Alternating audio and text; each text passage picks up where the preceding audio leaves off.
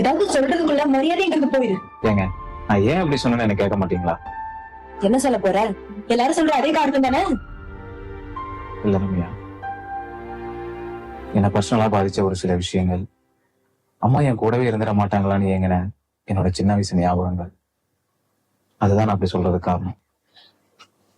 நீ என்ன சொல்றங்கறத கொஞ்சம் புரியுற மாதிரி சொல்லி தொலை. சின்ன வயசுல ஸ்கூல் முடிஞ்சு போகும்போது எல்லாரோட அம்மாவும் தன் பசங்களை கூட்டிட்டு போறதுக்காக வெயிட் பண்ணிட்டு இருப்பாங்க. ஆனா என்னோட அம்மா மட்டும் அந்த கூட்டத்தில் இருக்கவே மாட்டாங்க. சரி, பசியோட வீட்டுக்கு போனாலும் அங்க சாப்பாடு ஊட்டி வர்றதுக்கும் அம்மா இருக்க மாட்டாங்க. ஏன்னா அம்மா வேலை முடிஞ்சு வர்றதுக்கு லேட் நைட் ஆயிடும். ரொம்ப டயர்டா வருவாங்க. சண்டே ஒரு நாள் தான் லீவ். ஆனா அந்த அன்னைக்கும் அம்மா ரெஸ்ட் எடுக்காம வீட்டு வேலைலாம் செஞ்சுட்டு கிடைக்கிற ஏதாவது ஒரு வேலைக்கு போயிடுவாங்க.